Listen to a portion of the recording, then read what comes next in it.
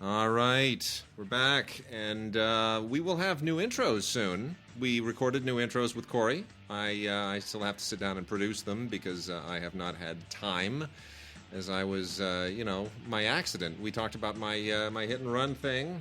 Been dealing with all that stuff, and then I had to moderate some events at Kolkoa, which you never want me to talk about. And what did you do at Kolkoa? I moderated the panel with the delegation of filmmakers. What? There's the meet the delegation, the people who are in town for the the directors and actors and all of that, and that was very nice. And then I also moderated a Q&A with Jean-Paul Rapneau, who just directed his first film in like 10 years or something, whatever it was, since Bon Voyage. Anyway, he's only made 8 films in 51 years. But they're all great, and they showed his very first film, with Catherine Deneuve and Philippe Noiret, and it's absolutely fantastic. It's a wonderful comedy, and we had a great Q&A. He was lovely, fantastic.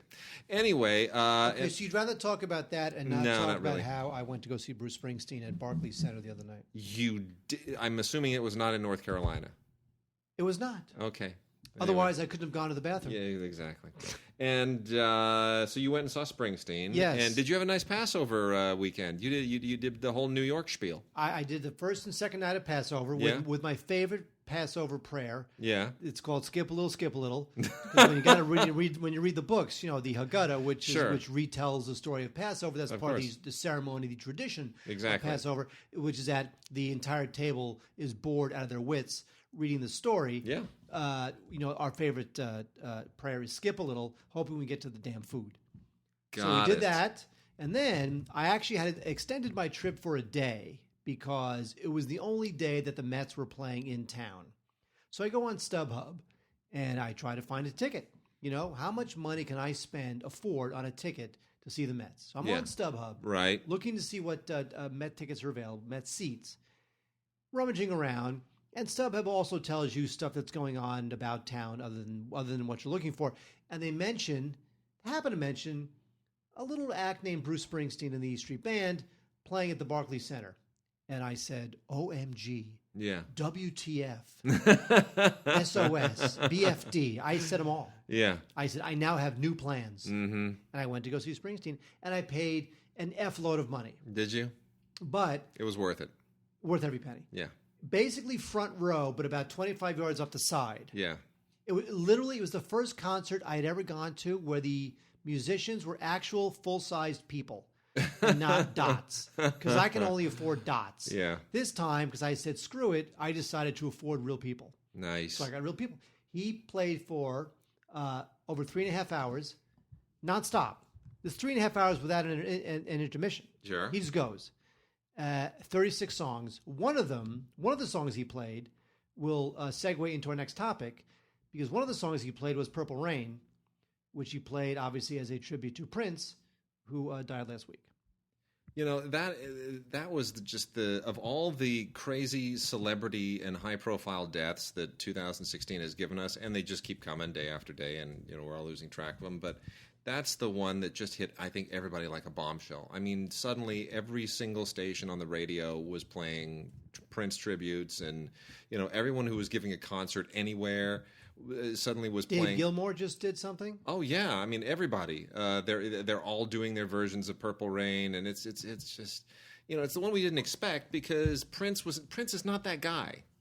Well, he's also a very secretive man. He's very secretive, but look, I mean, at least for the last 10 years, deeply religious, vegan, health-oriented, all this kind of stuff. I mean, here's the thing with Prince. I have two things to say on that. One is that he was on painkillers for his hip. Yes. That definitely. But also the splits. Wouldn't that be, I mean, whether directly or indirectly, the splits on stage conceivably could have been what wound up killing him.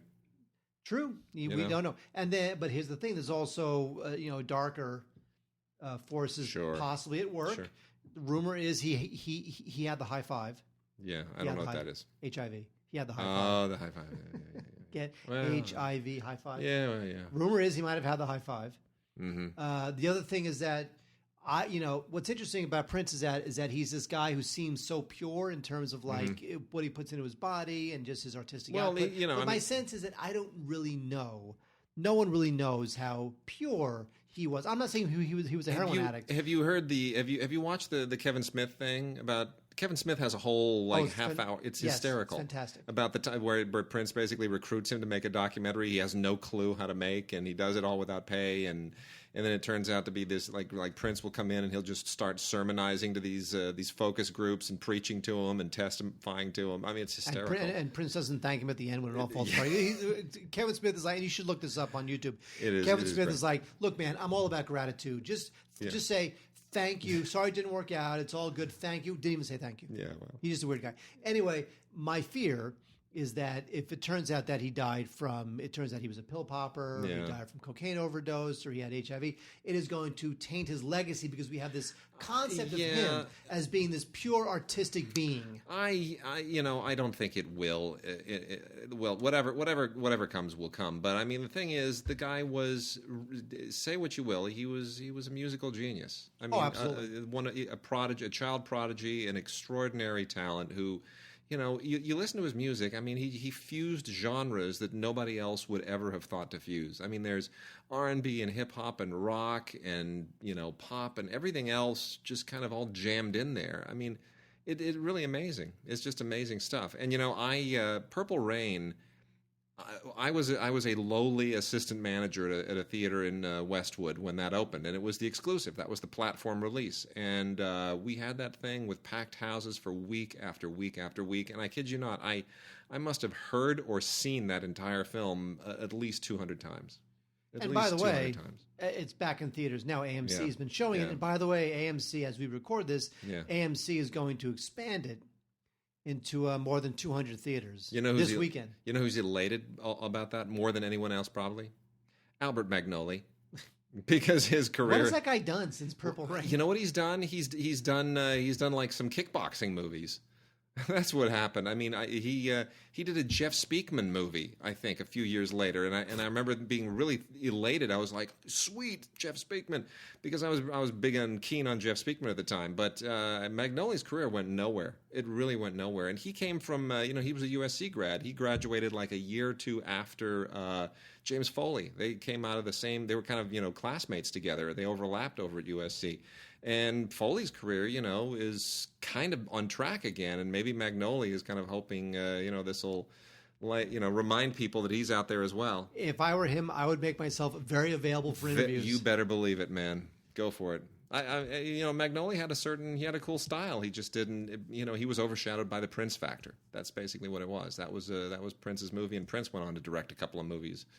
Which is still strange. That is still strange. Yeah. No, still the strangest person ever to direct a movie. I'm still going to say it. Joan Rivers. John Mellencamp. Yeah, I guess that's weird too. But Joan Rivers. Well, By the way, before we talk about, we have a Vox box. Yes, we do. Not yet. We have a Vox box. We got some listener mail.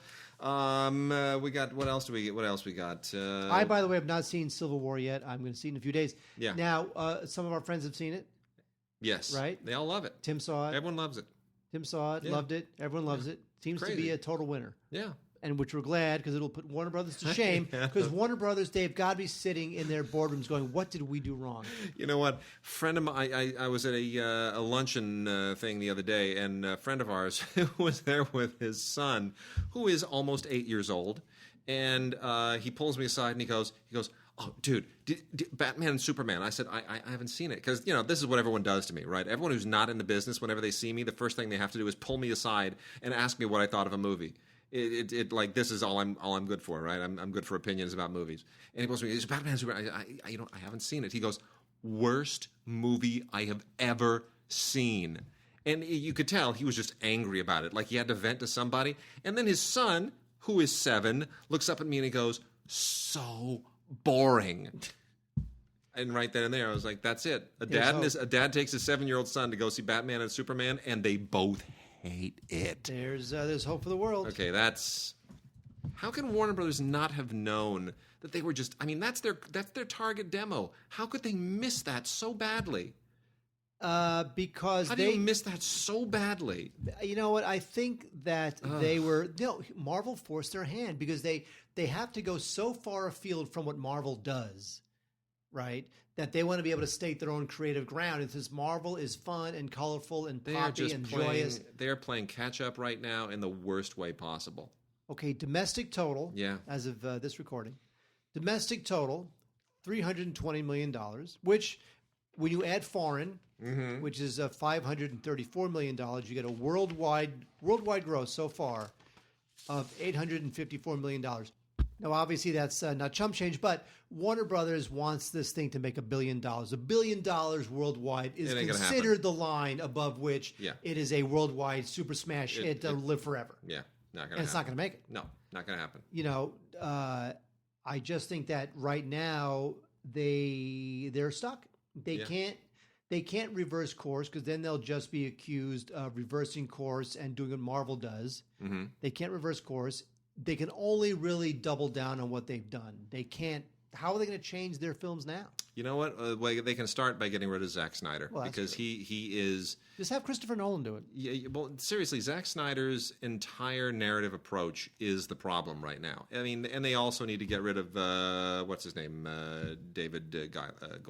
That's right, David S. Goyer. They need to get rid of Goyer. But he's Warner. He's literally this guy has either literally written or co-written every modern Warner Brothers superhero film. And you know what? He's done. I mean, I appreciate what he did on Blade, which was not, that's a Marvel character, but it's time to sort of let Goyer go, let Nolan go, let Snyder go. They need to find someone else to Godfather this thing. They do. They need somebody else who can sort of pick up the pieces that are left right now, which they're stuck with, and who can engineer it in a new direction. Because they've given it to they've put the whole thing in the hands of a visualist as opposed to Kevin Feige. Yeah.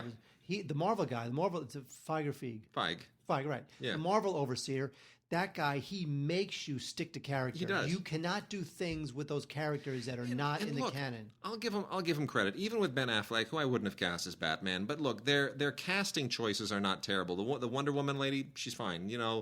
Flash guy, no, not into that. I think that's a bad choice. But the Aquaman dude, fine.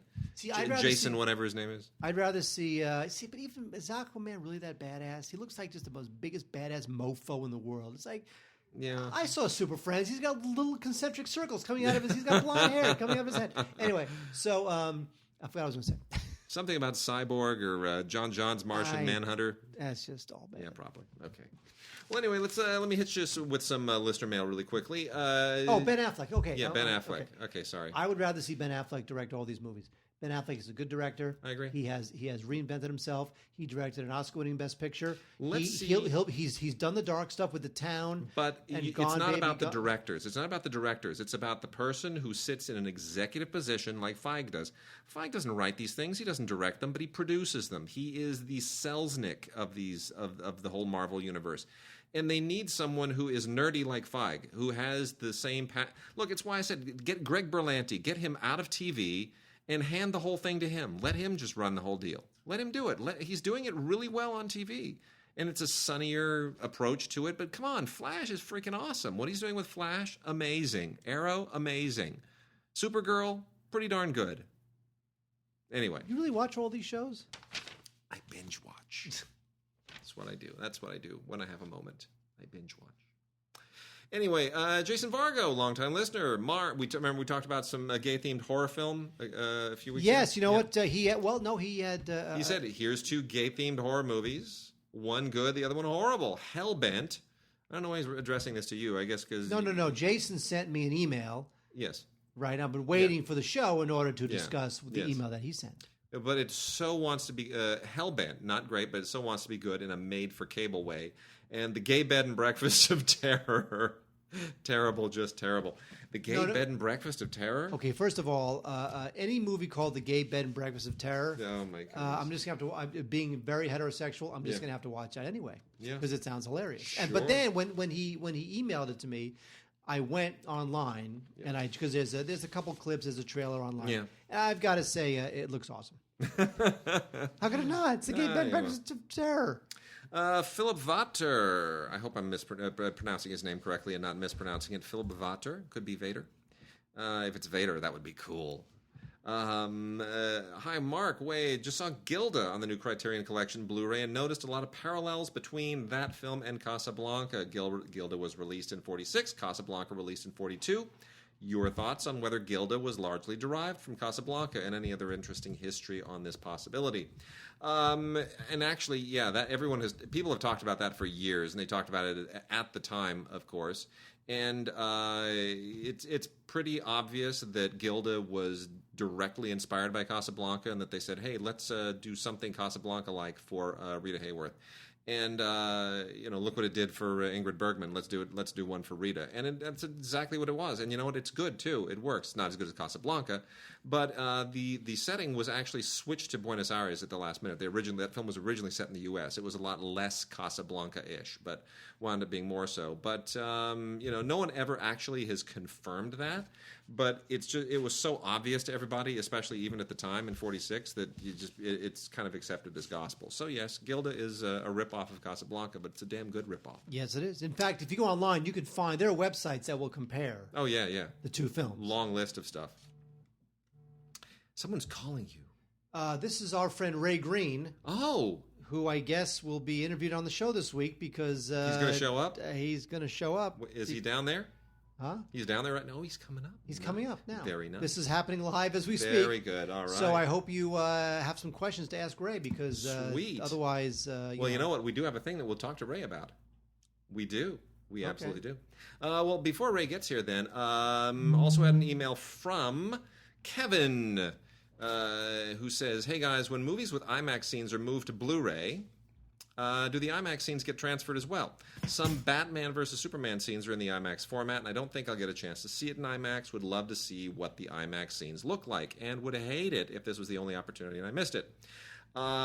So anyway, the answer to that is a little complicated. Yes, for example, The Dark Knight, Dark Knight Returns on Blu-ray has some IMAX scenes that take up a little bit more resolution on your HD TV. But they're obviously not in that. It's all still down-resed, so you're not really getting any kind of advantage out of it. So the answer is anything that's shot in IMAX, you're never really going to get the IMAX resolution until and unless you actually see it in IMAX format in an IMAX projection situation in a theater. So that's unfortunately the reality unless they figure something out with 4K. But even then, 4K is still 35 millimeter resolution. So. It's kind of a bummer, but there it is. That's the reality. All right, we have a special guest, Mark. Mark? You're over there. Our special guest goes by. I've stolen his microphone. Yes, you have. Our special guest has stolen Mark's microphone, and our special guest is Oslo Welsh. Oslo Welsh. Thank you, Oslo, for being here. I consider myself a kind of a lunch bucket kind of a critic. I think I recommend films based on my notion of the common man. Very good. Well, you have we have imposed a lightning round of choices on you, and you have sorted these films out in from bad to better. Okay. I like to call it from bad to better. Yeah. The bad one's on the top, the good one's on the bottom. All right. Well, could you share your opinion of what we have, what you have in front of you? Well, we start with the really, really very bad. I don't know if you like classic animation. Personally, I love animation. But, I'm kind of a Bugs Bunny, Chuck Jonesy kind of a guy. But what I'm looking at here are Blu-rays, which is kind of ludicrous on its face for these particular movies, of The Ant and the Aardvark. Like when you used to watch the relatively bad Pink Panther cartoons, then after the Pink Panther cartoon was over, they'd have The Ant and the Aardvark. You don't even remember this. Some of the worst theatrical cartoons ever made by DePatie and Freleng. The interesting thing is that the Freleng in the DePatie Freleng studio is Fritz Freleng, who is one of the greats from Warner Brothers, so I personally blame DePatie for this being as bad as it is. Next, we have a 2-disc set of more DePatie Freleng. The Inspector. This is Clouseau, but without the Pink Panther. Pointless. I blame DePatie. Now, this is really interesting. Our next terrible movie, and this is a really terrible movie, in case you didn't notice, is called The Revenant. Now, yes, it saw some action on Oscar night, but did you actually sit through this movie? Except for the part where the bear was yanking Leonardo DiCaprio all over the place, and a little bit of the battle in the beginning. This is a really bad movie. Shot from an angle so low that I felt like it was a movie about Leonardo DiCaprio's nasal hair. It's a torturous movie. It has none of the physical beauty for a movie that they spent so much time filming. None of the physical beauty you would expect from an outdoors picture about that thinks it has some kind of a spiritual core. In fact, it's shot exactly like Birdman. And that type of shooting for Birdman made sense to me because Birdman is like a fantasia inside the guy's mind. I don't know what this thing was, except really, really hard to watch.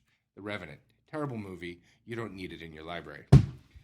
Now we come to a movie that should have been great, but isn't. So that ranks a little higher than terrible. This is the movie Death Becomes Her. Meryl Streep, Bruce Willis, Goldie Hawn. Directed by Robert Zemeckis. Might be his least known movie at this point because it didn't quite work. It wants to be a black comedy in which Meryl Streep is this really, really bad person who is resurrected and gets to continue being bad. And it wants to sort of be a horror movie. It didn't just come together, probably because Zemeckis had just broken up with his partner, Robert, it's Gale, right? Bob Gale. Bob Gale, yeah, who co-wrote Back to the Future. Used Cars, and every other Zemeckis movie. Right, exactly. Please feel free to chime in. Okay, yeah, no. I'm just enjoying this. They split up, and they had Zemeckis had literally never med a movie since his student film days at USC. Zemeckis lost his Robert Bolt. It was like Lean losing his Bolt, or like Iñárritu losing his the guy who wrote Babel with him. Yeah. Exactly. Yeah, exactly. And I'm really impressed that you know how to pronounce Iñárritu. Thank you. That's because Claudia Puig drilled that into us all. That's good to know. Yeah. The special point to make here is that Zemeckis righted himself. He went on to make Contact, Forrest Gump, of course. He's made some very good movies, and he's made a few very, very bad movies.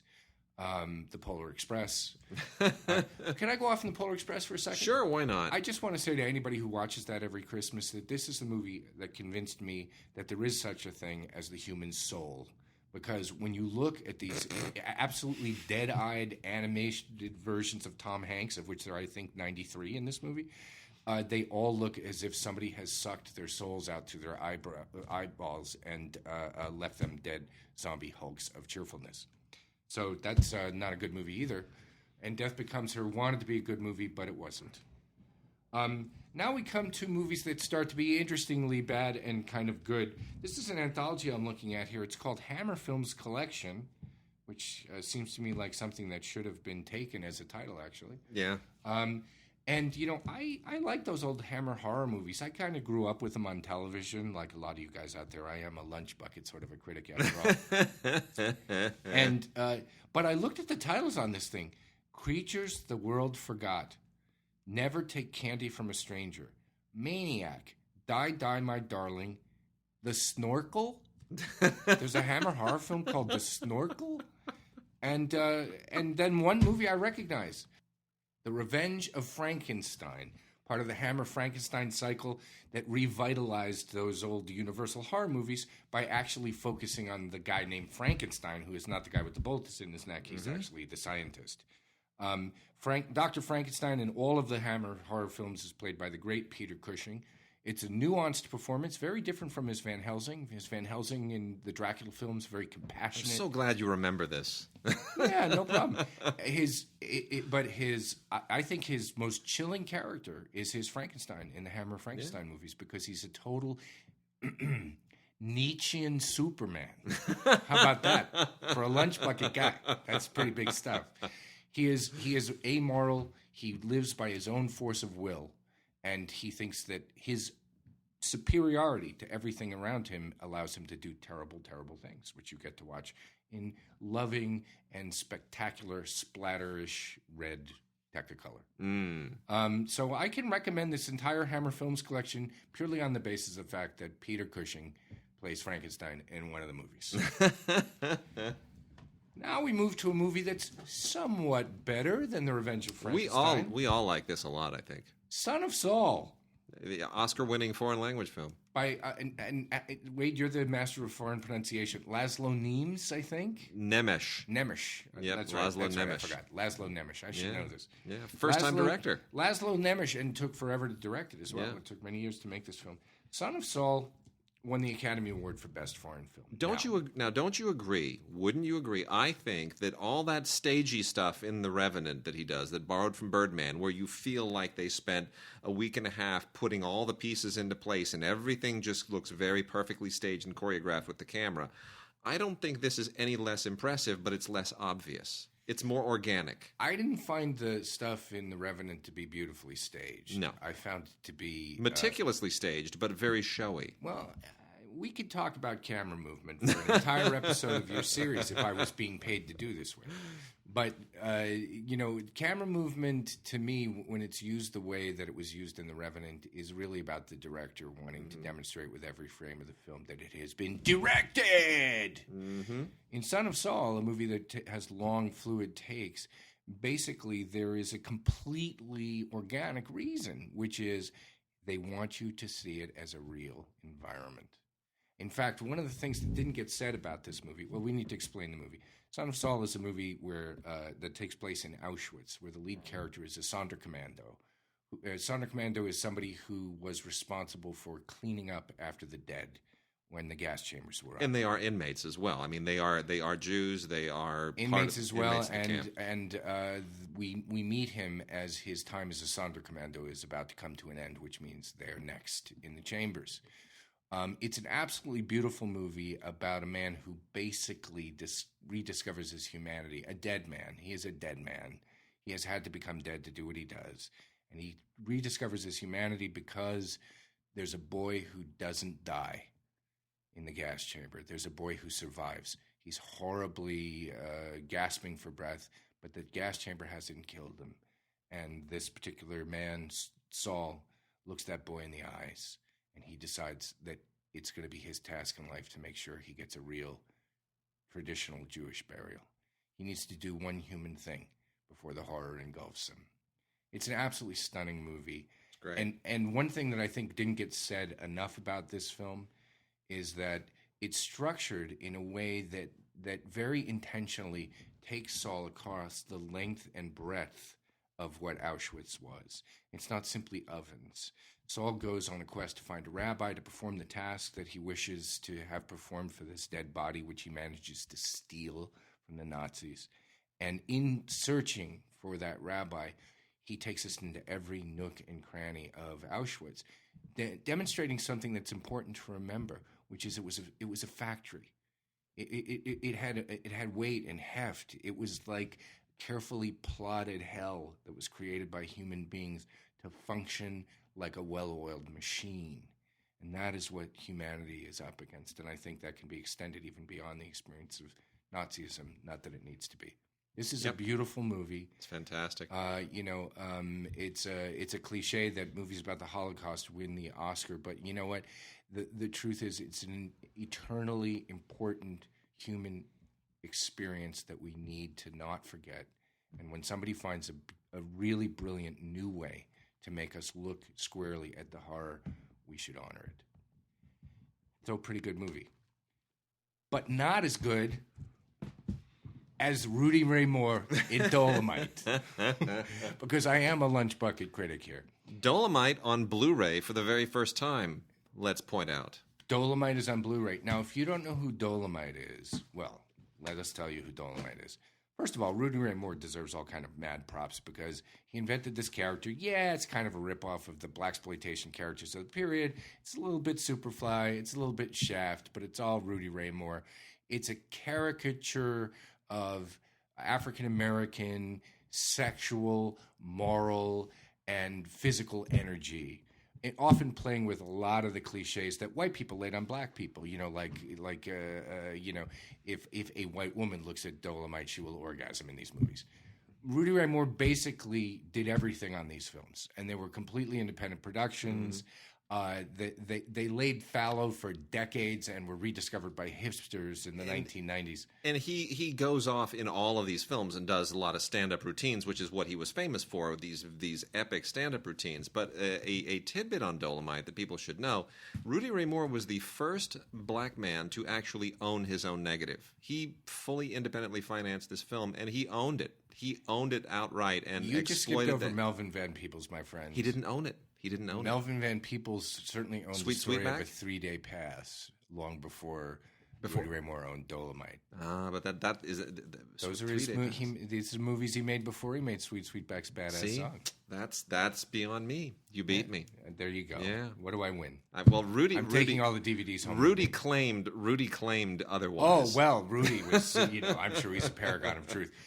Sweet Sweetback's badass song. According to Melvin Van Peebles' book, he did own that movie, and he made a fortune Eventually. Okay, well, I think Rudy Ray wanted to give himself some sort of credit, other than the fact that this movie is a parody of Sweet Sweetback's badass song, which is the first blaxploitation film, and it's important to remember doesn't know it's a blaxploitation film. True. It's a very different achievement and a very important achievement in American cinema, not just African American cinema. Sweetback is. Dolomite is just a blast. You want to watch something that will make you laugh and feel guilty about it, but you'll admire the hell out of the energy, and not always, energy is its primary talent on display, but it is, for those of us who can reach into our minds and correct for things that maybe could have been done a little differently, it's a great ride. Rudy's kung fu is good, but it's better in the sequel, The Human Tornado, which also features the film debut of Ernie Hudson. By the way, that's pronounced The Human Tornado. if you Rudy Ray it. Okay. So Dolomite, slightly better than Son of Saul. Now we come to the best movie of the week. Oh, wait, I skipped over one because I don't know quite where to place it. Alice's Restaurant. Wait a minute, this isn't the Arthur Penn movie, dude. No, this is the concert. A concert film. Okay, yeah. Arlo Guthrie. Well, okay, I'll go on Arlo Guthrie. This is a music documentary, basically. Arlo Guthrie singing and playing and so forth. I'm going to give Arlo some props. I'm not ranking him. He's not better than Dolomite, but I'm going to give him some props. Great American voice, very important figure. I actually saw him many, many, many, many years ago at a little tiny offshoot No Nukes concert that was held in Manchester, New Hampshire. And the acts for our little mini festival in Manchester, we didn't get Springsteen, we didn't get Jackson Browne, we didn't get, John Cougar Mellencamp, we didn't get Neil Young. We got Arlo Guthrie and the Poussette Dart Band. And you know what? Arlo was great. He was absolutely charming. Guy can play the hell out of anything acoustic. He's the son of the great Woody Guthrie, of course. The interesting thing about Arlo, in addition to the fact that he's actually written a lot of really good songs, Coming into Los Angeles is probably the most famous one. He did the what for me is probably the definitive version of what was it? The Night They Drove Old Dixie Down? Oh, I don't know. Oh, I'm sorry. City of New Orleans. Oh, Remember City of New Orleans? Sure, yeah. That was his big hit, and it's an absolutely beautiful recording. But what people don't know about Arlo is that he lived under a kind of a death sentence for a lot of his life. His father died a horrible death from an MS-related disease. I'm forgetting the exact name of the disease. It's like Lou Gehrig's disease. Yeah. Very, very horrible death. Woody Guthrie became unable to speak, unable to play his instrument, and so on and so forth. And because of the nature of that disease, Arlo Guthrie, until midlife, didn't know if he was going to get it. One of his albums in the 70s is called Outlasting the Blues, and it's an album about, knowing every day that you might wake up and find that there's atrophy and that you're going to have to live through this terrible thing he saw his father live through. So the second half of his career is a grace note. And this little documentary here, named after his most famous countercultural track, Alice's Restaurant, is, the 50th anniversary concert celebrating his entire career. Well worth your time and money. Lovely. Now we come to our climactic best film of the week. Better than Son of Saul, better than The Revenge of Frankenstein, and, a movie that didn't get its due. I blame DePatie for that, by the way. Okay. We're blaming DePatie for everything this week. I am. I'm blaming him for Trump as well, by the way. That's not Freleng's fault. Freleng would have seen the humor in that one. The Stuff. This is a film by Larry Cohen. Now, Larry Cohen is an interesting figure in the history of Hollywood because sometimes he's written A features. Yeah. Phone Booth was Which Larry was Cohen. originally supposed to be a Hitchcock film many years earlier. A Larry Cohen script, Phone Booth, a movie about a guy stuck in a phone booth in an era when we don't have any phone booths. Kind of a major achievement just to get that produced. But Cohen has, back in the 70s, late 70s, and into the mid 80s, Cohen would sometimes go and make low budget horror films. The Stuff is probably the best of them. It is I think, a right-wing satire of left-wing political correctness. That's fascinating. It is about I never thought of it that way. But it is, right? It is. I can see that. It's about how, Larry Cohen was irritated by the fact that we were all supposed to start eating right and all that kind of stuff back in the 80s. Remember when people ate wrong intentionally? There was a big best-selling book called Real Men Don't Eat Quiche back in those days. So he made this movie called The Stuff, in which it's also a little bit left-wing because there's an evil chemical company or something. But they invent a highly addictive food substitute yogurt that I think the original poster said, "Are you eating it or is it eating you?" It's kind of hilarious. It's the only movie I can think of off the top of my head that features Garrett Morris from Saturday Night Live playing a version of Famous Amos. So he's like a dessert king, so he gets involved because the stuff is, That's great. Everybody's so addicted to it, it's killing all the desserts. But the main thing this movie's doing is it's with a very kind of, blank-faced, black comedic, satiric energy. It's going after all the meaningless and stupid rules that Larry Cohen thought were becoming a big part of our culture. It will seem like a real period piece because those rules won. But I think it's a neglected little horror gem that's one of the movies that helped me get through the 80s. Outstanding, and that is new to Blu-ray from the Arrow collection. The Arrow collection that's giving us a lot of really cool exploitation stuff and a lot of fun extras on that, including the Can't Get Enough of the Stuff making of little featurette. And by the way, there's also a making of documentary on Dolomite. And the one thing I will add for The Revenant is The Revenant is also available in a 4K Blu-ray edition, which is the first 4K Blu-ray that I've seen that is actually that honors the 4K format, that actually makes me think, okay, there's something to this. But that, I think, is only because the film was shot with those new Arriflex cameras, which are, in theory, kind of like the equivalent of a 65mm or 70mm digital camera. The question I have then is, if it looks so good in 4K, does it amplify the suckiness? Or does it actually make the suckiness a little more tolerable? It makes the bear look unbelievably like something that DePatie would have done in one of those animated films. I think DePatie did a lot of damage to our culture. Yeah. We're dragging that into the light here on the podcast. We are. Mark, should we? Are you going to join the show again here at some point? I'm very much enjoying. Way off mic. Mark is telling he's enjoying us. Cumberbatch. What's your name again? Oswald Cumberbatch. Welsh. Oslo Welsh. Yes. Okay. The question I have is, if you watch enough DePatie movies, does that mean that you become DePatie trained? Oh boy, that was really bad. Wade has a kid. He thinks that. It's a funny thing I've noticed in life. When people get kids, gradually, but they go down to that level where, like, they think saying wee is funny. I don't know. It's a thing. All right, can I throw out a couple of other quick thoughts? Yes. I just want to say that since The Stuff really is the best movie on the pile this week, go look at some other of those old gems from the 80s. About half the Freddy Krueger movies are worth another look, especially if you view them as parables about the time.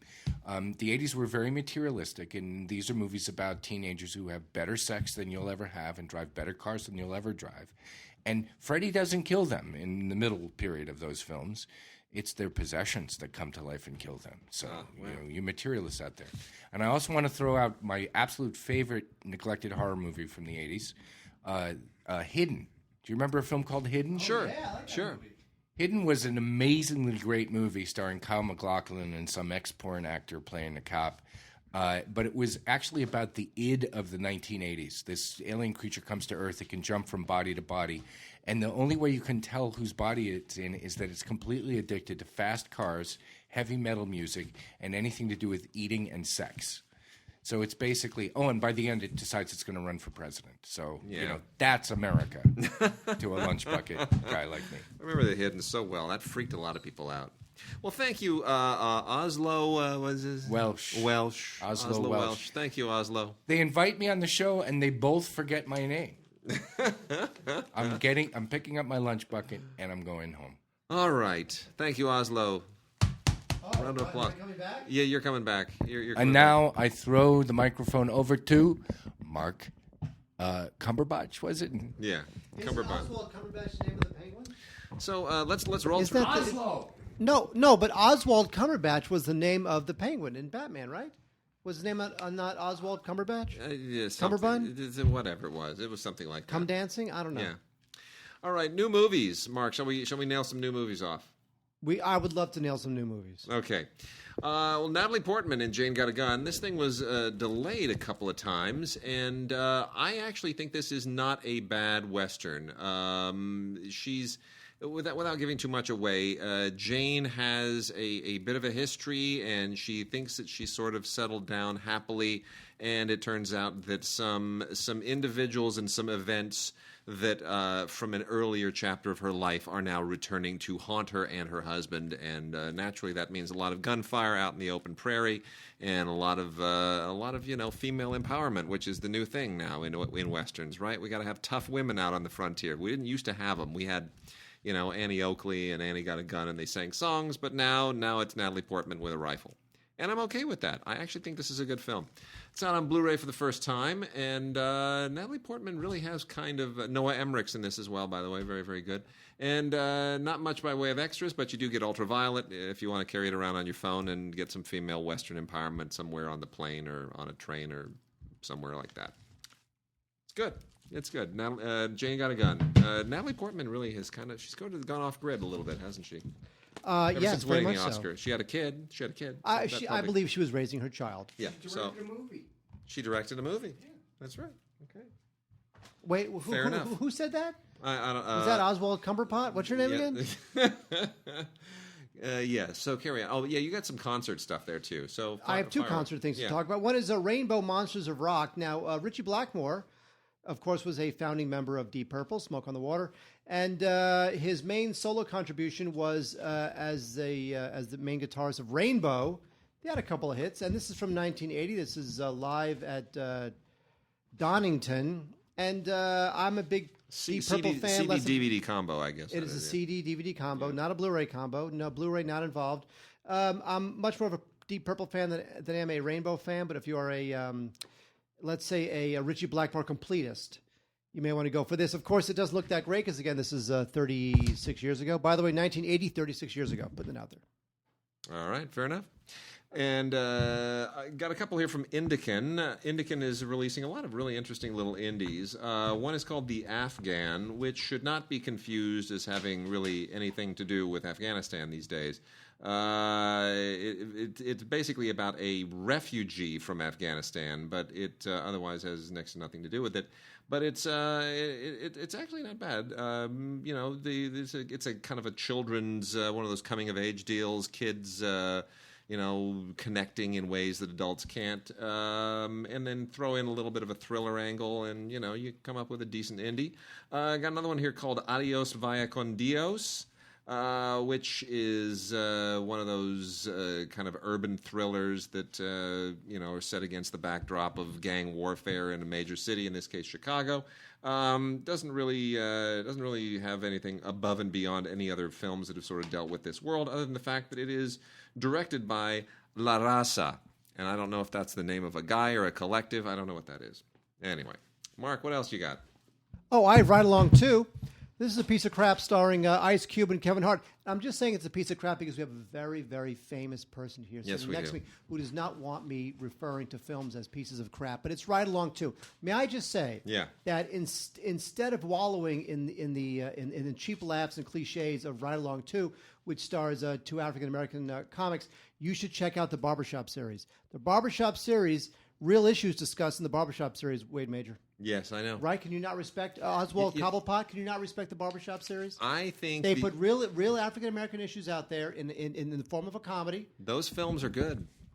I want to point out that Spike Lee's famous student film was called Joe's Bed-Stuy Barbershop, We Cut Heads. There is a tradition in the African American community of these being important meeting spaces, and I think the barbershop films honor that tradition in the way they depict the barbershop and the people who come into it. I agree. As opposed to Ride Along 2, which really honors and worships money. Yeah. And the making of money. By the way, the guys who wrote Ride Along 2, who have been studio hacks for quite a long time, also wrote a spec film, which I recently saw and covered on radio, called The Invitation, which is in theaters right now. We'll probably be talking about it on DVD or Blu-ray in a couple of months. But The Invitation, sharp film. So clearly they are able to shed their hackery when the big paychecks aren't rolling. Blame the producers. Huh? Ice Cube. Yes. Well, Ice Cube. Who would have thought he'd become the mogul guy that he is, making the movies that he is? Kind of Look, after a while, these guys, it's like Queen Latifah. She's cleaned up now, and she's starring in HBO movies. Yeah. I mean, after a while, you grow. Like any actor or actress, you have to find that new phase of your career. And it's interesting that these early rap stars have to sort of make that same transition. Where do they go? Is Ice Cube going to be a 55-year-old rapper rapping about the police? He very He's well gotta find may be. something. Oh, here comes Oswald Cobblepot. I just love the fact that the guy who's saying, we have language standards, so I got to say F the police here? Yeah. Uh-huh. Okay. Who's saying F the police plays cops. And I love the fact that Ice-T, who wrote the famous song Cop Killer, spent like 19 years on homicide life in the streets. No, whatever. SVU. Playing a police officer. I mean, irony, America. Yes. Irony, please. Yes. We've got a couple of animated things here. Albert, Up and Away is an animated film based on or inspired by the Ole Lund Kierkegaard book, Albert. I'm going to assume that Ole Lund... If I see another film based on the early Kierkegaard book, Albert, I'm just going to scream. That's not the same Kierkegaard that people study in college. Wade is pulling these foreign pronunciations out of his butt, just so you know. And he just knows that Mark and Oslo Welsh are too illiterate to call him on it. Well, anyway, this is essentially a low-budget animated attempt to do something similar to Up. All the kids take off in a hot air balloon. Winds up not being all that. It feels a little bit more like wacky races in the air at a certain point, but it's innocuous enough. And We're busting out. well, 1963 animated references. Yeah, there you go. We're that kind of show. We're sharp. On Blu-ray and DVD with a little bit of ultraviolet on it as well is the animated film that completely tanked, Norm of the North. This was a Lionsgate release, and I guess it meant to be a little bit like Ice Age. It was all about a polar bear named Norm, and who Voiced by Rob Schneider, wasn't he? Yeah. It's like Crocodile Dundee with a polar bear. He goes to New York. He's a polar bear out of ice, out of water, fish out of Arctic water. I don't know how you want to put it, but anyway, pretty routine stuff. Nothing really spectacular. They've got really really kind of lame extras on it, but. Will it keep the kids busy for 90 minutes? Yeah, sure, absolutely. If you got to do something, so pop it on and push pause on the household chaos. Yes, Mark. Back to me. Back to you. Daniel Tosh is a stand-up comic who I do enjoy. He's kind of a one-dimensional comic. He doesn't have much to say. He's certainly not a Chris Rock type. But I do find his one-liners funny. He's had a Comedy Central show for many years that I do get the occasional chuckle out of. This is a DVD, not a Blu-ray, Daniel Tosh People Pleaser. This is a live concert from the Wilshire Ebell Theater, where I went to a wedding about 20 years ago. So again, if you love Daniel Tosh, that's definitely worth a look. Otherwise, I would pass. Also, if you want to get your Joe Dante on, you might want to check out Krampus. What do you think of Krampus? I like Krampus. You know what I liked about Krampus? It's very like Gremlins-y, Poltergeist-y. Yeah, the thing I liked most about Krampus was that it gave us another year to sort of extend the joke that we started with in LAFCA, where we actually put forward Mr. Babadook in the acting categories and as best new talent. And I think that really was a lot of fun this year that we were actually pushing Krampus for best actor. Wait. One of us what was it kept you? it going. No, was it? Okay, here's the thing. In Lafka, there's a Google Doc that goes around. And the Google Doc, you and can everyone, add, you enter the names of the actors and the individuals. and it's serious stuff because it's serious. We take it seriously. Yeah. And somebody, it was either you or me, entered Krampus as best actor. Who was that? You or me? I think it might have been you. It wasn't me. Well, no, it wasn't you. That was me. I think I did. It was probably you. I put Mr. Babadook in the previous year. I How plead do you know guilty it's to not that. Mrs. Babadook? You don't really, do you really know? Yeah, Maybe Babadook is transgender. Wouldn't it be crazy? What restroom would the Babadook use? That wouldn't be transgender. That would be transdook. Exactly. All right, so Krampus is good, kind of non-traditional Yeah, it's Joe fine. Dante holiday fun. Sure, why not? Exactly. Absolutely. Oh, wait, hang on a second. Yes. Again, I want to add a historical perspective. If you've seen Gremlins, it does have that wonderful scene where Phoebe Cates tells us about how her dad dressed up as Santa, got trapped in the chimney, and decomposed over the holiday season. So I think Krampus is really showing that Joe is an auteur and who has a really interesting view of the Christmas season. Absolutely. I like how you affect the Joe Sixpack accent to hide your highfalutin New Yorker reading Pinky in the Airways. The truth is, this is the way I really talk. I actually cultivate other ways of talking to deal with people I don't like. All right. Mark, back to you. Yeah. I'd like to bury in cement. There we go. You're wearing some cement shoes. It's becoming more and more Coppola or something. All right. Oh, we have Backtrack. This is straight to Blu-ray average stuff, starring Oscar winner Adrian Brody. Putting that out there. Yeah. And Sam Neill, by the way, who's still out there. He is. I like Sam Neill. Yeah. Glad the guy's still getting work. Anyway, there you go. Sometimes we just tell you they exist, and that's all we can say. It's on Blu-ray. We have good actors. As you know, one of my favorite issues of the Hollywood Reporter and Variety is the AFM issue, where you get to see all the big movies that your favorite stars do that you will never see. One of them would be Standoff, because it stars Lawrence Fishburne. And it also stars Thomas Jane. By the way, Thomas Jane did not make a good Punisher. However, the guy who plays the Punisher on the Daredevil show is awesome. Yeah, he is. They should spin that guy off on his own show. You know, he was also very, very good in the David Ayer Tank movie with Brad Pitt. Fury. Yep, he was very good in that too. Rock and roll. The Driftless area was at Tribeca Film Festival last year, and this is one of those movies that has a lot of really good actors in it, and yet you wonder, what does it amount to? I mean, come on.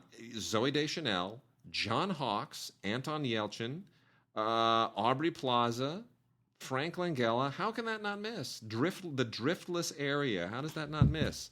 And yet somehow it just doesn't. It's nothing. It doesn't work. And I'm not quite sure why. It's just one of those movies that has a lot of talent, and somehow it all kind of wraps. Shut up! Our special guest has something to say. Nobody. Anyway, it all wraps. See that movie. It all wraps together in not much. Doesn't add up to much. But anyway, there it is. I just want to say, if you loves you some Dario Argento, if you loves you some Coffin Joe, maybe the box set Death Walks Twice is for you. These are It's for you guys out there. I forget how to pronounce this. Giallo? What's the Italian? Giallo, yes. Giallo, yeah, the Italian horror cycle. Luciano is a lesser figure in the Italian horror cycle from the 1970s. He made these movies. This is also from the Arrow collection. That's from the Arrow collection. Yeah. Death Walks on High Heels and Death Walks at Midnight. Say no more than the titles, and you know if you want these movies in your life. Well done. Yeah, all right. I see Death Walks Twice, and all I can think of is Twin Peaks Fire Walk with Me, and then I remember that the Twin Peaks are they're shooting now. They're doing the new series. We're going to talk about Chantal Akerman now, and I think I should speak in a different accent for this one. Chantal Akerman is a great Belgian filmmaker who really almost feels like she should have been part of the French New Wave, except she really hit her vogue and her stride in the 1980s, well after the French New Wave. And we dedicated our awards dinner to her passing, her untimely passing this last year. Well, news to me. Yeah. But Chantal Akerman is, as a result, enjoying a vogue. This is a collection of 4 of her films from the East, down there, South, and From the Other Side. These are actually rather late films of her career, spanning 1993 to 2006. This is a great international artist, and if you're a connoisseur of film, if you're a Criterion Collection type of person, you should really think about checking them out. There is actually a wonderful Chantal Akerman box set. I'm trying to remember if it's formally a Criterion or if it's an Eclipse, but that's been out as well. This would be a great thing to add to that. So definitely worth rediscovering her work, and there's a lot of it coming. There's a lot of it to go. I mean, she left quite a body of work, didn't she? She was the prince of filmmakers. She was. She was. What Lola Wants is one of these hyper low budget indies that does a reasonable job of kind of spinning a kind of a mangled teen romance off of some kind of a Hollywood backdrop, but not bad. Rupert Glasson, who wrote and directed it, keep an eye out. He will emerge from the indie scene in short order. And then another one of these prison movies called Convict, oddly enough, starring George Basha and David Field. Kind of, better than average, low budget prison film, but doesn't really do anything new. So that's out there. Mark, what else do we have? You asking me? I don't know. Do you have anything over there? We have Drunk, Stone, Brilliant, Dead, the story of National Lampoon. Yeah, no, we're not going to get into that. Yeah, that's docs. Okay. You know what I'm going to do? What? I'm going to talk about some Criterions. You should do that. I'm going to talk about three Criterions this week. I'm going to give the mic to Oswald Cobblepot. What's your name again? Oslo Welsh. Oslo. I have something I think I can add to the proceedings. How about if I go down the list of films starring Prince and rate them for you? None of which are available on DVD anymore, by the way. Not really. No, except for Purple Rain. Purple Rain's on DVD, but you're talking about like the really obscure stuff. Like, well, there's only 4 of them, so you know. But Prince broke through. I mean, people wonder why he was so big. He directed 2 of those films. Movie star. He directed 3 of those films. Did he direct 3? Was it 3? Yeah. Cherry Moon. Okay, well let me do it. Okay, we'll do it. Go ahead. People won't know what's being talked about. Okay. Prince just died, and Prince. We talked about it at the top of the show too. And he talked about it at the top of the show. So I'm coming in here. I'm from the same generation of people as Wade and Mark, which means I'm old. And Prince was huge for me. I saw Prince from the front row at the Staples Center. I saw an after-hours concert of his. I saw him on the Purple Rain tour. I saw Glam Slam Ulysses, the utterly forgotten musical he attempted at his club here in Los Angeles, and watched Carmen Electra carried around by a couple of bodyguards as the central prop for that show. I loved Prince. I thought Prince's music was great. There seemed, when you listen to his records, like there wasn't anything he couldn't do. But there was 2 things he couldn't do. He was a terrible graphic artist, okay? Nobody's going to convince me that symbol he invented for himself. I used to refer to it as androgynous trombone when he lost his name and became a symbol. But the other thing he couldn't do is he could not direct movies to save his life. So he was in Purple Rain, which was an unexpected big sleeper hit, very powerful movie, directed by Albert Magnoli, a reasonably hackish director. A USC grad. We talked about that at the top of the show. Reasonably hackish director, but somebody who at least had like the MTV style, and the movie was edited to within an inch of its life. Mm-hmm. Prince became such a big star that, as he did with music, he decided to seize control of his film career.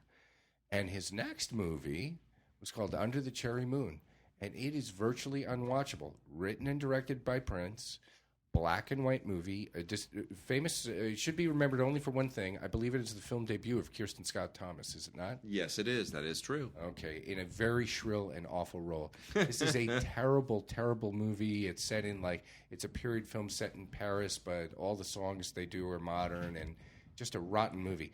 If you want the good version of that movie, buy the album Parade, which was affiliated with it, which is a masterpiece.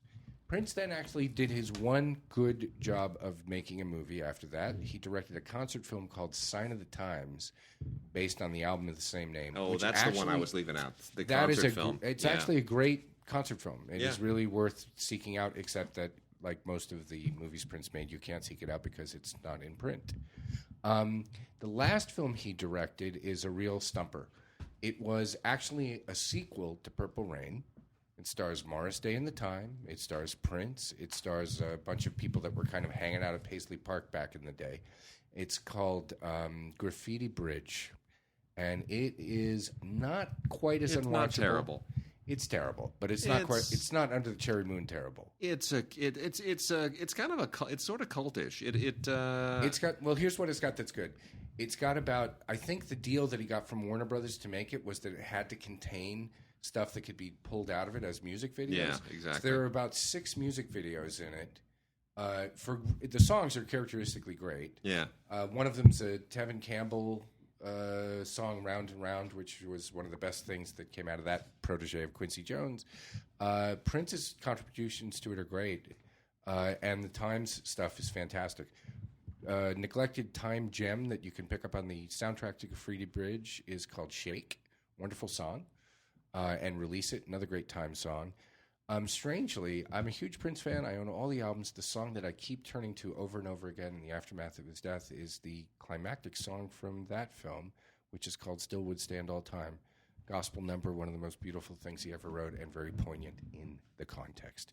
And now we are done with the film career of Prince. And I'm gonna go into the Criterion stuff, because we got a trio of really good Criterion films. Mark has left the room, by the way.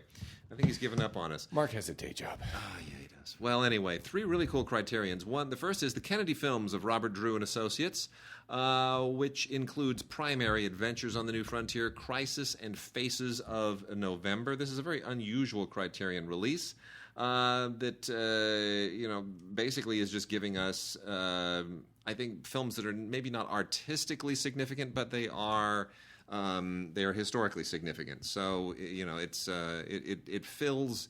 It's not. You're not going to learn a great deal about filmmaking from this, but it is certainly historically extremely significant, and I'm glad that they've added it to their library. We also have Brief Encounter, which for many years was atop the Sight and Sound poll of the greatest films ever made. And, of course, then veered as generations passed. That eventually veered over to Citizen Kane. And recently it's become Vertigo. Isn't that strange? Vertigo is now considered by the Sight and Sound poll the greatest film ever made. Yeah. It's kind of weird. I don't get it personally, but what do I know? Well, I think they just wanted to be provocative, I knock guess. Kane off the thing so people would pay attention to that damn list again. Well, Brief Encounter was one of David Lean's early successes, and it was during his Noel Coward period when he was directing things written by Noel Coward, which all sort of came with a huge pedigree. But here's the thing about Brief Encounter. It's a very simple story, essentially a story of a bored housewife who meets a man at the train station and develops this sort of platonic attraction that almost becomes a love affair. And it is a remarkable film because of the performances. And you're really watching this primarily for Celia Johnson. Trevor Howard is the man, Celia Johnson is the woman. But Celia Johnson has a face that is unmatched in film acting history, except perhaps by Juliette Binoche. I would just like to add that I personally hate this movie. It's part of a British genre that drives me completely up the wall about people who have loves that dare not speak their names and are slowly crushed by them. The English Patient being the worst ever example of it, because they're not just crushed by it; they're set on fire. This was the first one. Yeah, whatever. I mean, get over it. Well, folks, if you ever fall in love with somebody, go ahead and sleep with them. That's the lesson of these movies. This includes the 2008 restoration of the film, the 2000 commentary by film historian Bruce Eder, an interview with Noel Coward scholar Barry Day from 2012, short documentary, a bunch of other great things, including the one that I really love on this is David Lean: A Self-Portrait, which is a TV documentary from 1971 on David Lean's career, which covers everything up through Ryan's Daughter. It obviously does not cover Passage to India, the last film. But and this is really why good. This is why you really want to get the Criterions. They're so well curated. Absolutely. Some of the best stuff you'll get on Fellini and Buñuel are not necessarily even on the best of their films. Entirely true. Entirely true. But, again, you're watching restrained British people get crushed to death by emotions they can't fully feel. Yawn. And then we also have Phoenix, which is a really cool Criterion release of a film that just came out this last year. Christian Petzold's amazing movie which was one of the huge foreign language hits last year. Really amazing, fascinating World War II film. I mean, it goes right. There were two great World War II films last year. I thought this was one, and Son of Saul was the other. Son of Saul, technically, yes, a Holocaust film, but also the Holocaust being the crucial part of World War II. So I would put them both together. But this is essentially the story of confused identity, or I don't know how I'm going to put this without sort of giving the game away. But it's how the question here is, if someone believes that you are dead, and you can present yourself to them as someone else. That's even getting confusing. What if somebody thought? What if you could pretend to be the person you really are without the other person knowing that you are the person that you are? Does that make sense? No. No? Okay. But it sounds really interesting. Well, anyway, you didn't see Phoenix. Phoenix is good.